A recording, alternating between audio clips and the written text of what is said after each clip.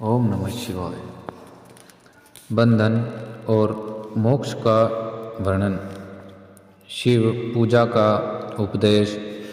लिंग आदि में शिव पूजन का विधान, भस्म के स्वरूप का निरूपण, ज्ञान और महत्व। शिव एवं गुरु शब्द की उत्पत्ति तथा शिव के भस्म धारण का रहस्य। ऋषि बोले, सर्वज्ञों में श्रेष्ठ सूत जी, बंधन और मोक्ष का स्वरूप क्या है, यह हमें बताइए। सूत जी ने कहा, महर्षियों, मैं बंधन और मोक्ष का स्वरूप तथा मोक्ष के उपाय का वर्णन करूँगा। तुम लोग आदरपूर्वक सुनो। जो प्रकृति आदि 8 बंधनों से बंधा हुआ है, वह जीव बद्ध कहलाता है, और जो उन 8 बंधनों से छूटा हुआ है, उसे मुक्त कहते हैं। प्रकृति आदि को वश में कर लेना मोक्ष कहलाता है। बंधन आगंतुक है और मोक्ष स्वतः सिद्ध है।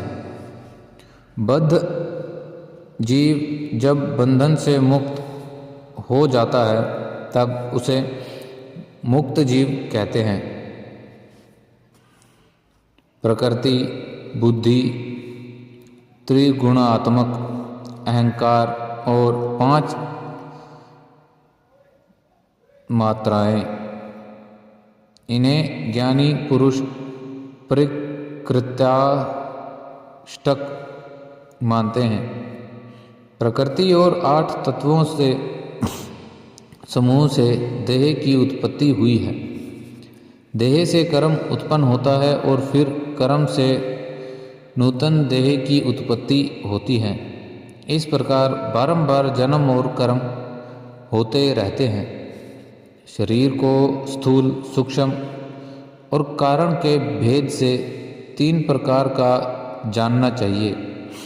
स्थूल शरीर जागृत अवस्था में व्यापार करने वाला, सूक्ष्म शरीर जागृत और स्वप्न अवस्था में इंद्रिय भोग प्रदान करने वाला, तथा कारण शरीर आत्मानंदी की अनुभूति कराने वाला कहा गया है। जीव को उसके प्रारब्ध कर्म अनुसार सुख दुख प्राप्त होते हैं। वह अपने पुण्य कर्मों के फलस्वरूप सुख और पाप कर्मों के फलस्वरूप दुख उपभोग करता है। अतः कर्म पाश से बंधा हुआ जीव अपने त्रिविध शरीर से होने वाले शुभाशुभ कर्मों द्वारा सदा चक्र की भांति बारंबार घूमता जाता है। इस चक्रवत भ्रमण की निवृत्ति के लिए चक्रकर्ता का सत्वन एवं आराधन करना चाहिए। प्रकृति आदि जो 8 पाश बतलाए गए हैं, उनका समुदाय ही महाचक्र है, और जो प्रकृति से परे है, वह परमात्मा शिव है। भगवान महेश्वर ही प्रकृति आदि महाचक्र के कर्ता हैं, क्योंकि वे प्रकृति से परे हैं। जैसे भयानक नामक वृक्ष का थाला जल को पीता और उगलता है, उसी प्रकार शिव प्रकृति आदि को अपने वश में करके उस पर शासन करते हैं। उन्होंने सबको वश में कर लिया है, इसलिए वे शिव कहे गए हैं। शिव ही सर्वज्ञ, परिपूर्ण और निष्प्रह हैं। सर्वज्ञता, तृप्ति, अनादि, बोध, स्वतंत्रता, नित्य, अलुप्त, शक्ति से संयुक्त होना और अपने भीतर अनंत शक्तियों को धारण करना, महेश्वर के इन 6 प्रकार के मानसिक ऐश्वर्यों को केवल वेद जानता है। अतः भगवान शिव के अनुग्रह से ही प्रकृति आदि 8 तत्व वश में होते हैं।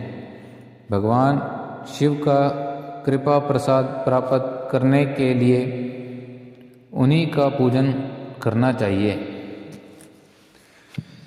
यदि कहें शिव तो परिपूर्ण हैं, निष्प्रह हैं, उनकी पूजा कैसे हो सकती है, तो इसका उत्तर यह है कि भगवान शिव के उद्देश्य से उनकी प्रसन्नता के लिए किया हुआ सत्कर्म उनके कृपा प्रसाद को प्राप्त कराने वाला होता है। शिवलिंग में, शिव की प्रतिमा में और शिव भक्त जनों में शिव की भावना करके उनकी प्रसन्नता के लिए पूजा करनी चाहिए। वह पूजन शरीर से, मन से, वाणी से और धन से भी किया जा सकता है।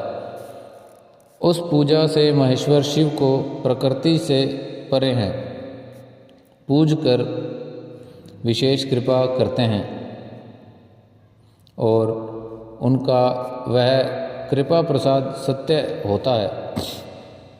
शिव की कृपा से कर्म आदि सभी बंधन अपने वश में हो जाते हैं। कर्म से लेकर प्रकृति, प्रयत्न सब कुछ जब वश में हो जाता है तब वह जीव मुक्त कहलाता है और स्व आत्माराम रूप से विराजमान होता है। परमेश्वर शिव की कृपा से जब कर्म जनित शरीर अपने वश में हो जाता है तब भगवान शिव के लोक में निवास का सौभाग्य प्राप्त होता है। इसी को सालोक मुक्त कहते हैं। जब तन मात्राएं वश में हो जाती हैं तब जीव जगदम्बा सहित शिव का सामीप्य प्राप्त कर लेता है। यह सामीप्य मुक्ति है। उसके आयुध आदि और क्रिया आदि सब कुछ भगवान शिव के समान हो जाते हैं। भगवान का महाप्रसाद प्राप्त होने पर बुद्धि भी वश में हो जाती है। बुद्धि प्रकृति का कार्य है, उसका वश में होना शास्त्री मुक्त कहा गया है। पुनः भगवान का महान अनुग्रह प्राप्त होने पर प्रकृति वश में हो जाएगी। उस समय भगवान शिव का मानसिक ऐश्वर्य बिना यत्न के ही प्राप्त हो जाएगा। सर्वज्ञता और तृप्ति आदि जो शिव के ऐश्वर्य हैं, उन्हें पाकर मुक्त पुरुष अपने आत्मा में ही विराजमान होता है। वेद और शास्त्रों में विश्वास रखने वाले विद्वान पुरुष इसी को सायुग जय मुक्त कहते हैं। इस प्रकार लिंग आदि में शिव की पूजा करने से मुक्ति स्वतः प्राप्त हो जाती है। इसलिए शिव का कृपा प्रसाद प्राप्त करने के लिए तत्संबंधी क्रिया आदि के द्वारा उन्हीं का पूजन करना चाहिए। शिव क्रिया, शिव तप, शिव मंत्र जप, शिव ज्ञान और शिव ध्यान के लिए सदा उत्तरोत्तर अभ्यास बढ़ाना चाहिए।